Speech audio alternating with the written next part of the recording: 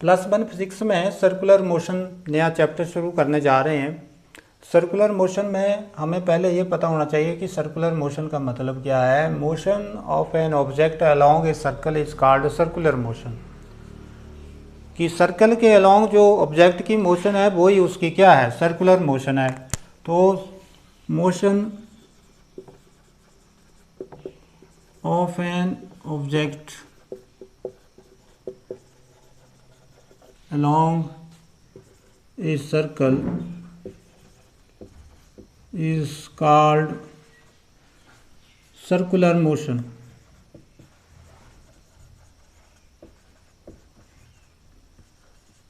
इसको क्या कहेंगे, सर्कुलर मोशन। अब सर्कुलर मोशन में नेक्स्ट जो टॉपिक आता है हमारा वो है angular displacement.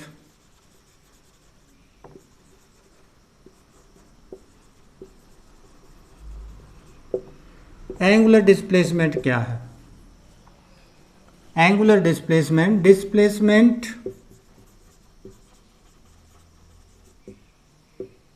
Of an object along angle, displacement of an object along angle in circular motion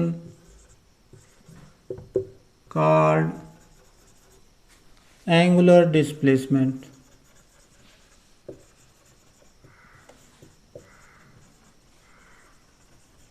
denoted by theta।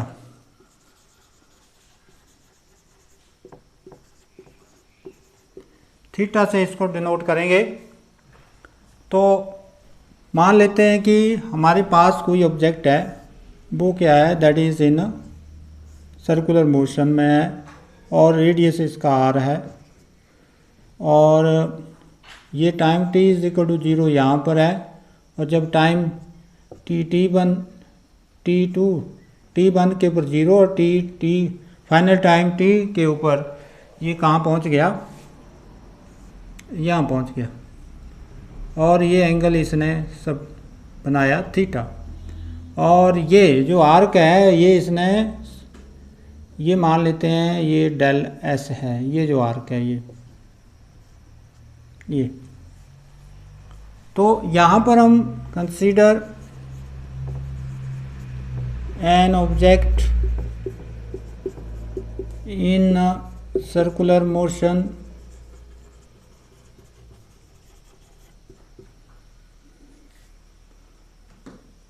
in circular motion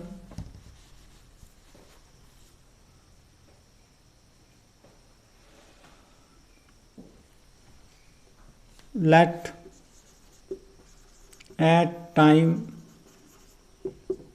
t1 is equal to 0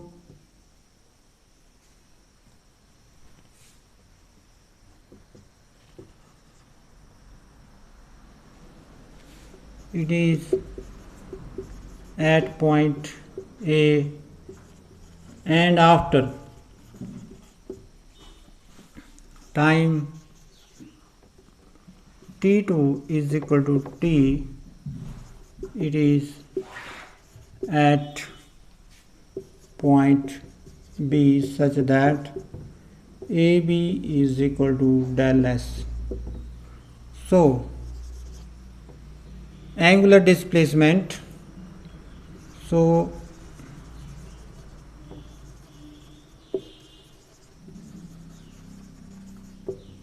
theta is equal to arc upon radius. ये formula आपने पढ़ा हुआ है। Arc कितनी है, del S, radius कितना है, are. हमारे पास एंगल क्या आ गया, theta is equal to del S upon R. अगर ये पूरा एंगल सबट्रैक्ट कर लेता है, if del S is equal to 2 pi पूरा, देन थीटा क्या हो गया, 2 पाई अपॉन आर। अंडरस्टैंड? तो इस ढंग से हम लोग एंगुलर डिस्प्लेसमेंट की बात कर रहे हैं कि अगर ये पूरा एंगल, अगर ये सरकमफ्रेंस लेंगे, सरकमफ्रेंस अगर 2 पाई आर हो जाए तो एंगल हो गया 2 पाई, एंगुलर डिस्प्लेसमेंट कितना हो गया 2 पाई रेडियन। अंडरस्टैंड? तो एंगुलर डिस्प्लेसमेंट को रेडियन में मापते हैं। तो नेक्स्ट हमारा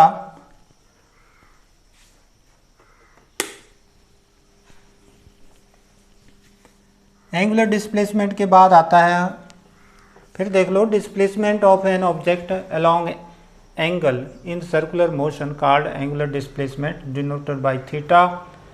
consider an object in circular motion, let at time t1 is equal to 0 it is at point A, and after time t2 is equal to t it is at point B such that AB is equal to del S. So angular displacement theta is equal to arc upon radius। arc कितना है, del S है, radius कितना है, r है, और theta कितना हो गया, del S upon r। और if del S is equal to 2 pi r circumference हुई है, then theta 2 pi r upon r, r से r cancel, and this is 2 pi. तो यूनिट जो होंगे एंगुलर डिस्प्लेसमेंट के वो रेडियन होंगे, याद रखने आपने, वैसे भी एंगल के यूनिट रेडियन होते हैं। अब बात नेक्स्ट करने जा रहे हैं, that is angular velocity. Angular velocity क्या होती है?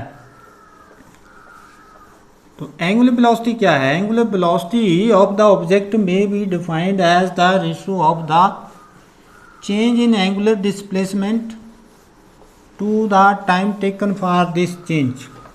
इस चेंज के लिए कितना टाइम आया, that is the angular displacement. तो इसमें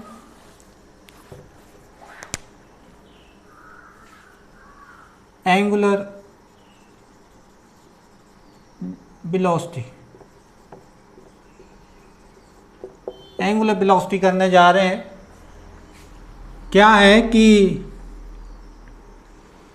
हमारे पास कोई ऑब्जेक्ट है that is in circular motion, वैसे ही सेम प्रोसेस है, सर्कुलर मोशन में है, और ये इसका सेंटर है, वो ये इसका रेडियस आर है, और मान लेते हैं कि ये यहाँ पहुँच गया, और इसने displacement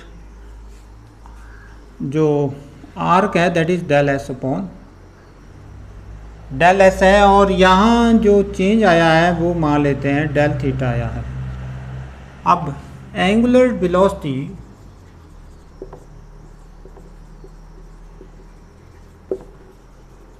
may be defined as the ratio of the change in angular displacement to time taken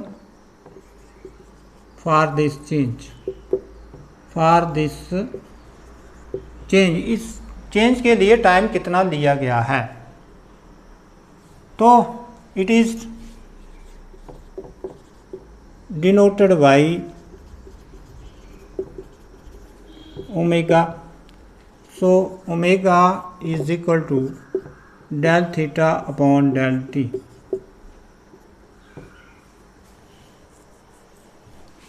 where del theta is the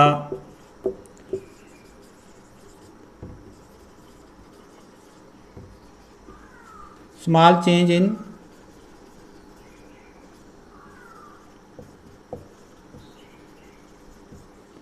angular displacement and del t is the change in time. So यहाँ से हमारा क्या आ गया है, angular velocity आ गई है। अब हम नेक्स्ट इसके एंगुलर वेलोसिटी के यूनिट देख लेते हैं। Unit SI unit of angular velocity, that is radian per second। Dimension हुए इसके t-1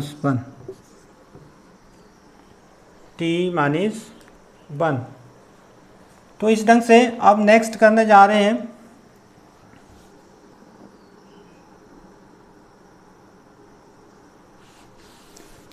relationship between angular velocity and frequency। relationship between angular velocity and frequency। angular velocity और frequency के बीच में हम रिलेशन करने जा रहे हैं।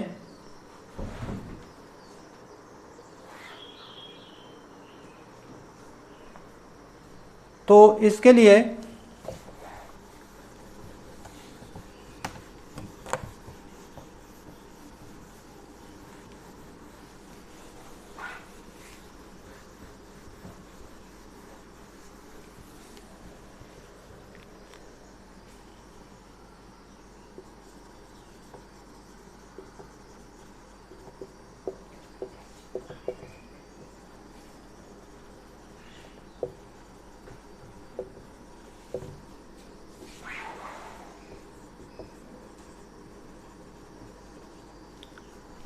तो हमें पता है we know that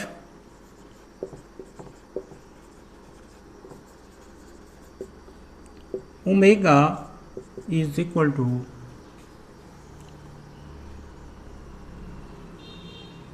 theta upon T for 1 revolution। Theta is equal to 2 pi and time period is equal to capital T। So omega is equal to 2 pi upon T, but mu is equal to 1 upon T। This is question number 1, 2। Using 2 in 1, omega is equal to 2 pi mu। So this is the relationship between angular velocity and angular frequency। अब next करने जा रहे हैं angular acceleration. Angular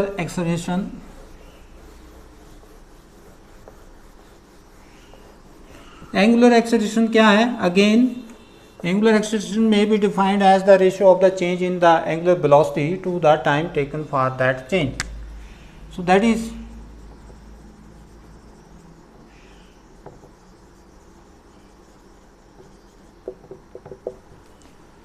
angular acceleration, it is defined as the ratio of the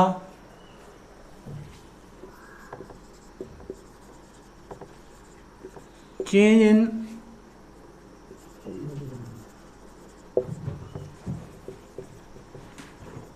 angular velocity to the time taken for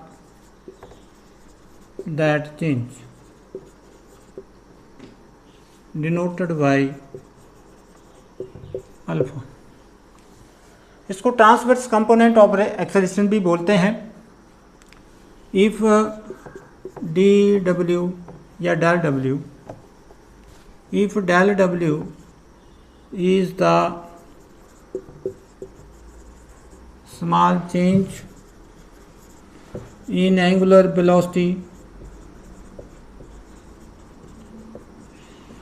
in small time,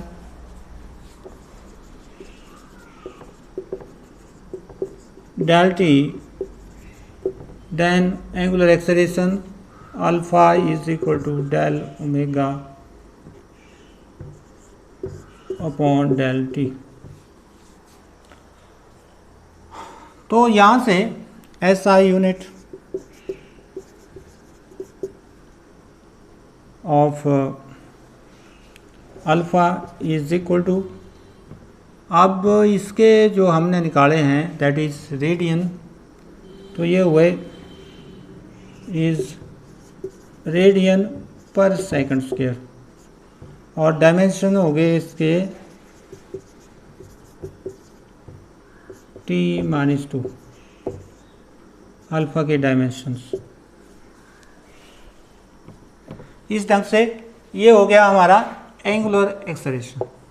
अब हमने सारी physical quantity को explain कर दिया है सर्कुलर मोशन में। अब हम इसके बीच में कुछ रिलेशन निकालने जा रहे हैं। First is relationship between linear velocity and angular velocity.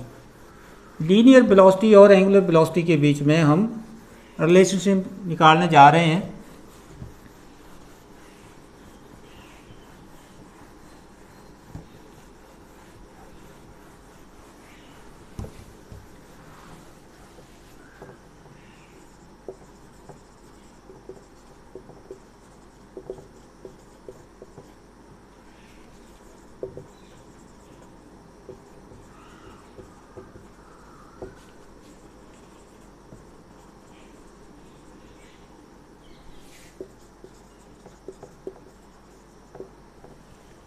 तो we know that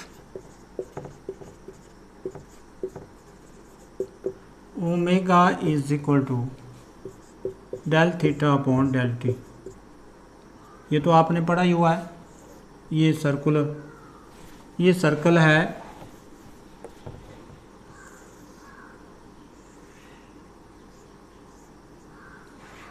इसका रेडियस r है, और ये यहाँ पहुँच गया।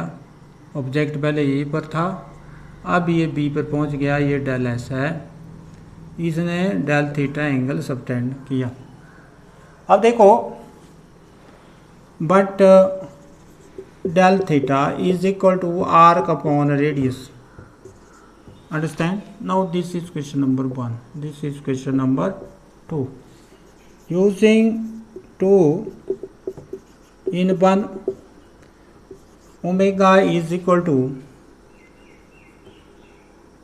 Del S upon del T into 1 upon R, ऐसे भी लिख सकते हैं 1 upon R. But del S upon del T किसके बराबर है?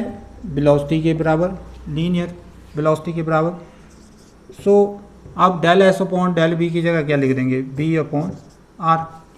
सो B is equal to omega R. Vector form में क्या हुआ? B vector is equal to omega vector into R vector. तो जनरली हम लोग B is equal to R omega याद मैग्नीट्यूड में, B is equal to R omega याद रखते हैं। So this is but relationship between linear velocity angular velocity. आप लोगों ने इसको ऐसे तैयार करना है। Next is relationship between linear acceleration and angular acceleration.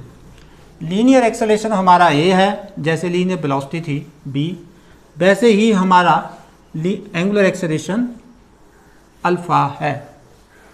तो देखते हैं इसमें क्या रिलेशन आती है, कौन कौन से कंपोनेंट आते हैं। तो that is relationship between linear acceleration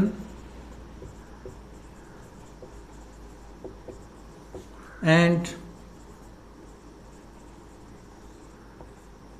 angular acceleration।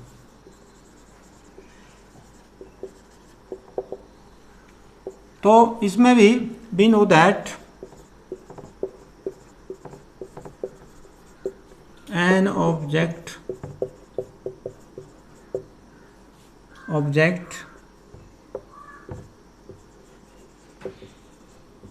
which is in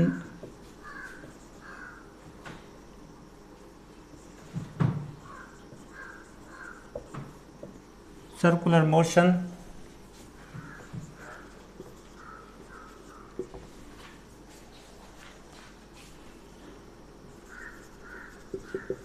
having angular velocity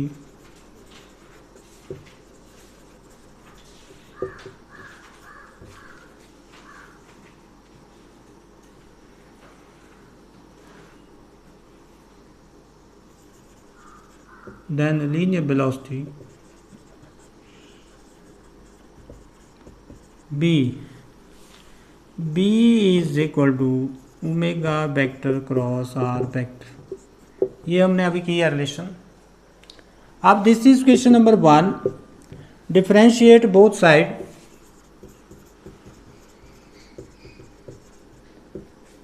side with respect to T.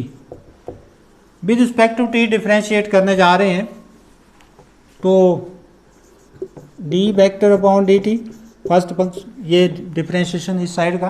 अब देखो first function as it is, differentiation of second function plus differentiation of first function and second function as it is. अब इसमें देखो जो चीज़ है that is d b upon D t is equal to angular acceleration और d r that is linear acceleration, dr upon dt that is velocity और d omega upon dt that is angular acceleration। ये जो टर्में हैं ये अब यहाँ हमने use करनी है। कौन सी ये? using these values we have, हमारे पास क्या आया? लीनियर एक्सेलरेशन ए वेक्टर हो गया, एंगुलर एक्सेलरेशन ओमेगा और linear velocity B vector plus ये एंगुलर वेलोसिटी अल्फा, इसका चेंज गुणा आर वेक्टर। अब इस ढंग से ये हमारे पास दो कंपोनेंट आ गए हैं एक्सेलरेशन के, लीनियर एक्सेलरेशन के दो कंपोनेंट आ गए हैं। अब इसको हम थोड़ा सा एक्सप्लेन करेंगे इन कंपोनेंट को कि ये कहाँ कहाँ जा रहे हैं। तो पहला जो कंपोनेंट है that is radial component, this is the radial component. अगर हम लोग सर्कल की बात करें ऐसे ऐसे, तो ये जो होगा ये हमारा रेडियल कंपोनेंट है, एक्सेलरेशन का रेडियल कंपोनेंट है, और ये हमारा ट्रांसवर्स कंपोनेंट है एक्सेलरेशन का, लीनियर एक्सेलरेशन का, और ये रिजल्टेंट एक्सेलरेशन इस साइड को जा रही है, ये एंगल थीटा है, ये रिजल्टेंट एक्सेलरेशन आ रही है। क्योंकि ये रेडियस के अलॉन्ग जा रहा है और ये ट्रांसवर्स है टेंजेंट टू द पाथ है, तो यहाँ हम बोल सकते हैं कि अगर हम लोग एक और फिगर देखें ऐसे और ये सर्कुलर पाथ इसका कंसीडर करें, तो ये इसकी लीनियर वेलोसिटी हुई, ये इसकी क्या हुई? लीनियर वेलोसिटी हुई, और ये इसकी एंगुलर वेलोसिटी हुई। तो ये थीटा हुआ और ये रेडियस हुआ, तो ये सेंटर की ओर जा रहा है, दिस इज ऐसे। फिर इसको थोड़ा एक्सप्लेन करते हैं।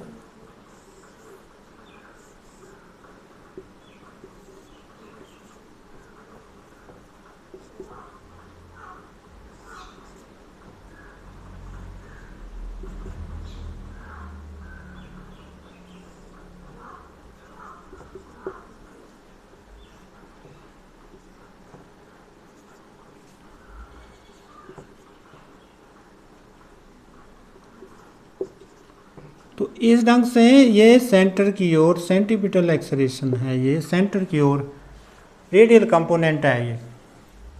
This is what radial component, और दूसरा जो है वो ट्रांसवर्स कंपोनेंट है। तो इस ढंग से दो कंपोनेंट आ रहे हैं। तो यहाँ आप लिखेंगे कि here A will resolve into radial and transverse component,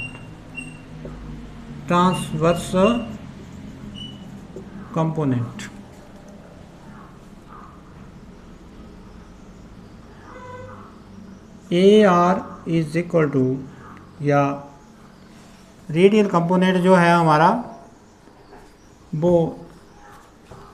radial component of acceleration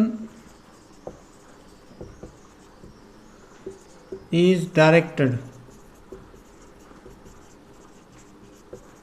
towards the center and it is called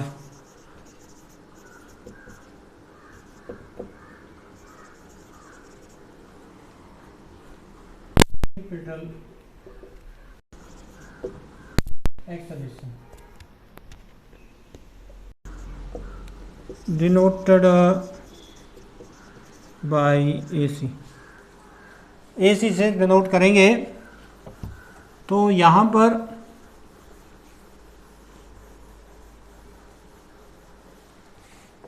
AC is equal to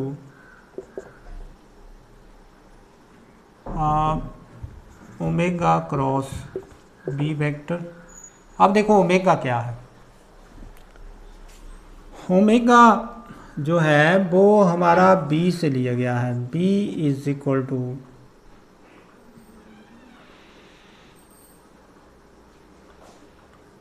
are omega, या ओमेगा आर लिया है, और मैग्नीट्यूड में क्या हुआ, दैट इज ओमेगा आर, और omega किसके बराबर हो गया, B upon R. Now this is question number, you can say this is 2, this is 3 or this is 4।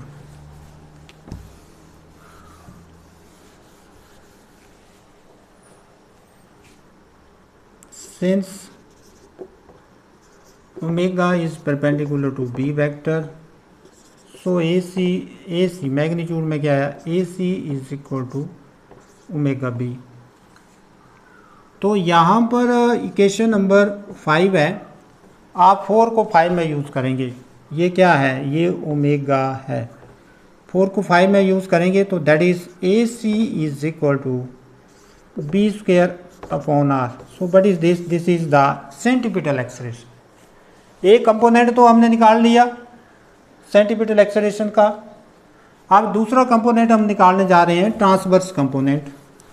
तो जो हमारा ट्रांसवर्स कंपोनेंट था that is here is I think that is हमने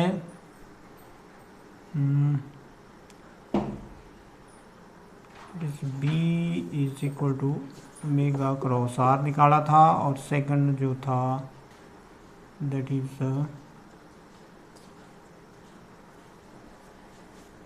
first function it is second function it is third.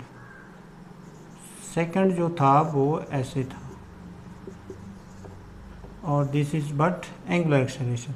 तो transverse component ये general rough है क्योंकि हमने इसको साफ कर दिया है। Transverse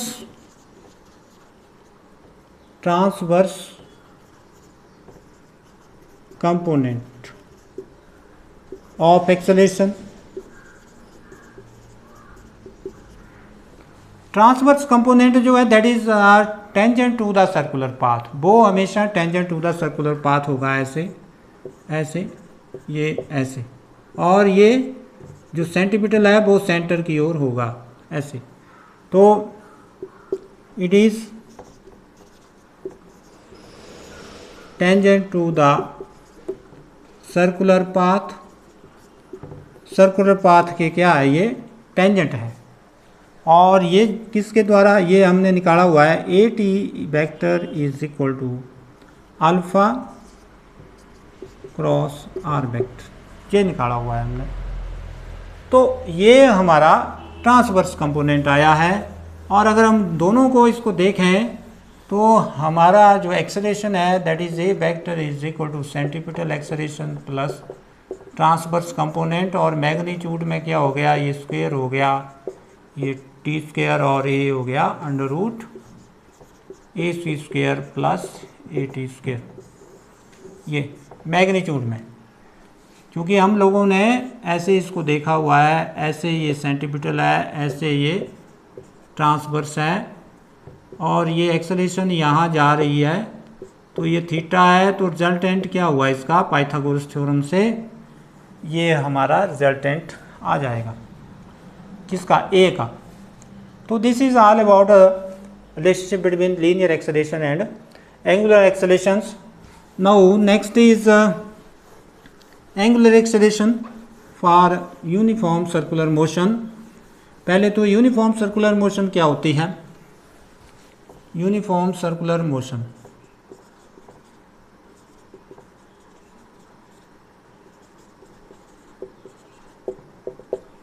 a motion is said to be uniform circular motion if an object moves with a constant angular velocity।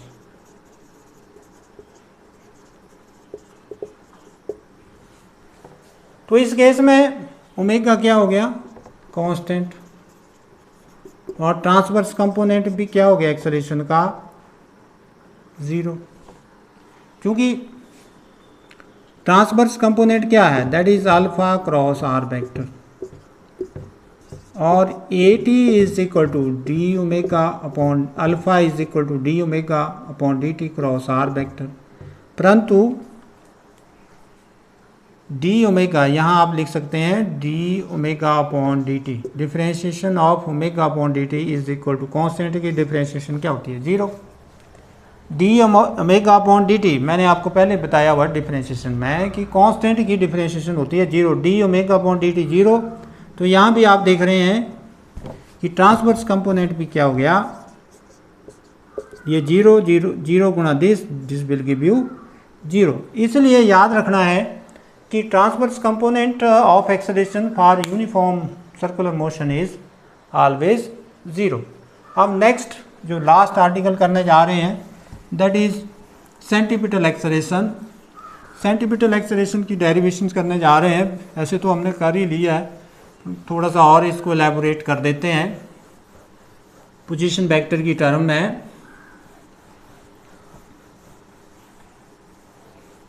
क्योंकि ये सेंटीपिटल एक्सेलरेशन हमारी सेंटीपिटल फोर्स में काम आने वाली है, क्योंकि हम डायनामिक्स सर्कुलर मोशन करने जा रहे हैं। इसके बाद जो हमारा नेक्स्ट चैप्टर होगा that is dynamic circular motion.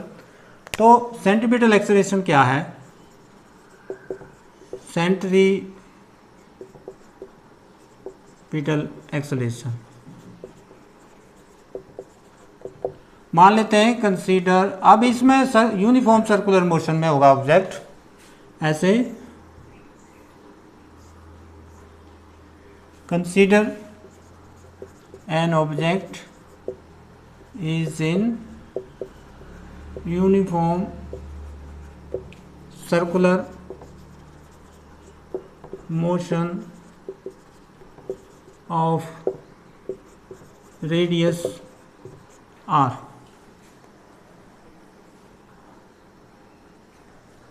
यहाँ पर ये यूनिफॉर्म सर्कुलर मोशन में है ऑब्जेक्ट, ये इसका मान लेते हैं ये पॉइंट P के ऊपर पहुँचा है और यहाँ पहुँचा ये, तो यहाँ पर ये पहुँच रहा है, तो यहाँ पर इसका मान लेते हैं ये एंगुलर डिस्प्लेसमेंट इसने थीटा कवर किया है। तो हम इसका एंगुलर एक्सेलरेशन निकालने जा रहे हैं, बट वी नो दैट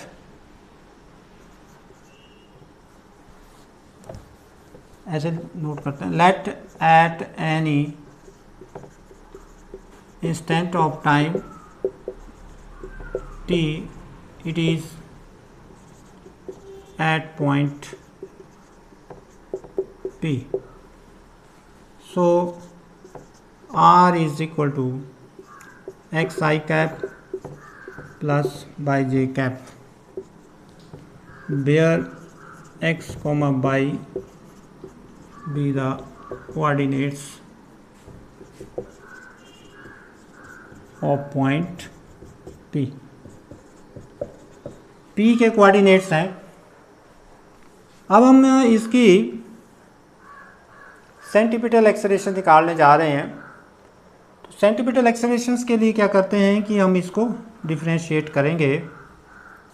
तो इससे पहले हम इसके एक्स कोऑर्डिनेट्स निकाल लेते हैं। x is equal to R cos theta and y is equal to R sine theta. अब ये कैसे आया? अगर हम इसको इमेजिनरी यहाँ मिलाएं तो ये हमारा क्या हो जाएगा, परपेंडिकुलर, और परपेंडिकुलर किसके बराबर है, आर साइन थीटा के बराबर, और बेस किसके बराबर है, एक्स आर कोस थीटा के बराबर।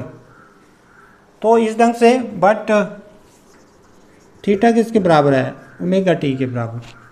तो यहाँ पर x is equal to R cos omega T, y is equal to R sine omega t. This is question number 1, this is question number 2. Using 2 in 1, r vector is equal to r cos omega t I cap plus r sin omega t j cap. तो अब हम निकालने जा रहे हैं centripetal acceleration.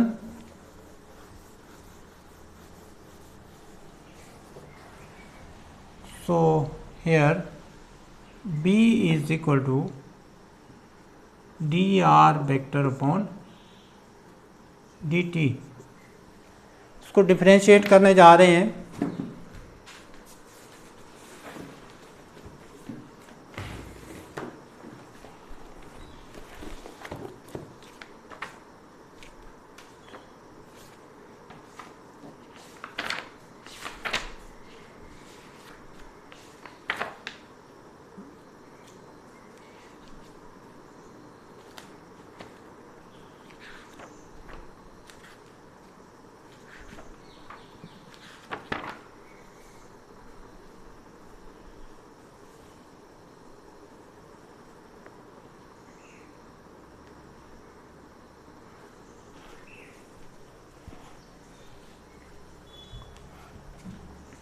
Differentiate करने जा रहे हैं इसको हम लोग।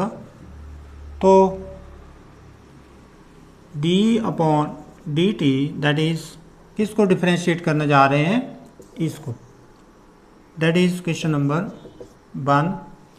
आप देखो इसको यहाँ रखेंगे, r cos omega T I cap plus r sine omega T J cap.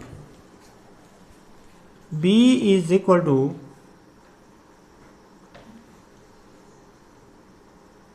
r, that is, इसको भी अब हम दो भागों में बांट देंगे, इसको भी दो भागों में, क्योंकि इसमें r तो कांस्टेंट है इसलिए r बाहर आ गया, क्योंकि रेडियस चेंज नहीं हो रहा है। इसको दो भागों में नहीं बांटेंगे बल्कि एक ही भाग में रहने देंगे, क्योंकि r कांस्टेंट है। अगर r वेरिएबल होता तो ये फिर दो भागों में बढ़ जाता। अब that is differentiation of cos omega T I cap plus r differentiation of sine omega T J cap. तो इस ढंग से डबल डिफरेंशिएशन होगा एक्सेलरेशन के लिए, R is equal to, R common निकाल लिया। अब देखो कॉस ओमेगा टी की डिफरेंशिएशन होती है minus sine omega T into function का डिफरेंशिएशन आ गया ओमेगा, और ये आई कैप साथ में रहा, और ये आर तो बाहर आ गया है। अब देखो इसकी डिफरेंशिएशन साइन की होती है कॉस ओमेगा टी, और फंक्शन का डिफरेंशिएशन, इस फंक्शन का डिफरेंशिएशन क्या हुआ ओमेगा, और ये क्या हुआ जे। ये डिफरेंशिएशन मैंने आपको पहले भी करवाई हुई है। अब देखो b is equal to R minus omega sine omega T I cap plus omega cos omega T J cap. अब फिर इस एक्सेलरेशन के लिए क्या करेंगे, डिफरेंशिएशन करेंगे dv अपॉन dt का। अब इसका फिर डिफरेंशिएशन हुआ r, अब आप देख रहे हैं माइनस ओमेगा डिफरेंशिएशन हुई इसकी, फिर कॉस ओमेगा टी, साइन की डिफरेंशिएशन होती है कॉस ओमेगा टी, और फंक्शन की डिफरेंशिएशन हुई ओमेगा, और ये फिर आई रहा साथ में।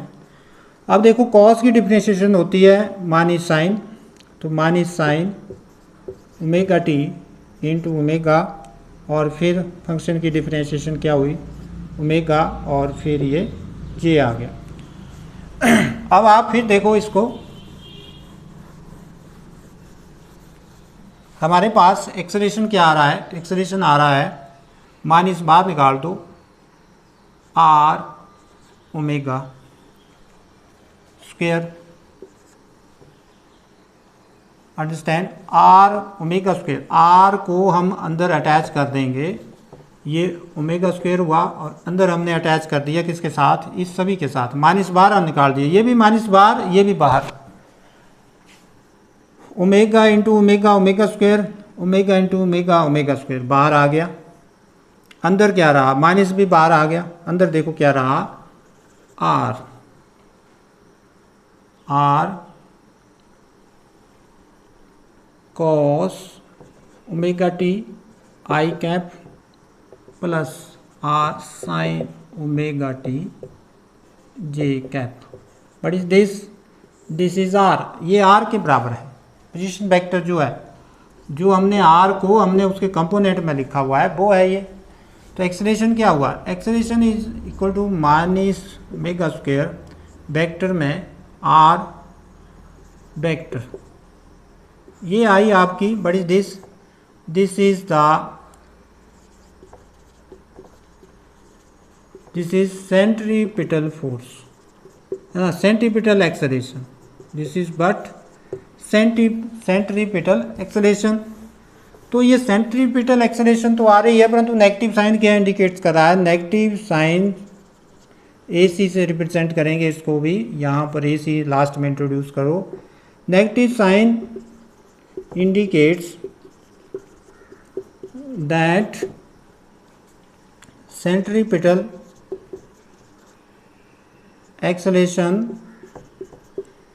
is directed opposite to radius, radius के अपोजिट डायरेक्टेड है।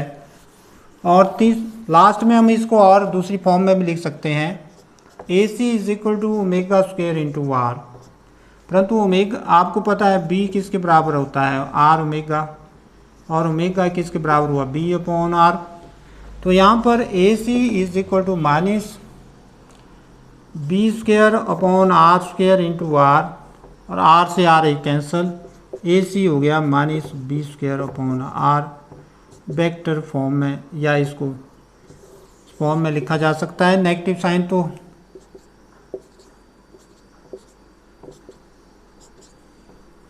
ये वेक्टर फॉर्म में आई, ये मैग्नीट्यूड हट गया है इसके साथ स्क्वायर में, तो मैग्नीट्यूड में क्या आया AC is equal to B square upon R, magnitude में हम साइन को हटा देते हैं, और यही एक्सेलरेशन जब हम मास के साथ गुणा करते हैं ऐसे, तो यही हमें क्या देती है सेंट्रीपिटल फोर्स। ये नहीं लिखना है, ये हमारा नेक्स्ट टॉपिक होगा। ये जो है FC is equal to MB square upon R, ये हमारा डायनामिक सर्कुलर मोशन में आएगा। इस ढंग से ये आपने कंप्लीट करना है।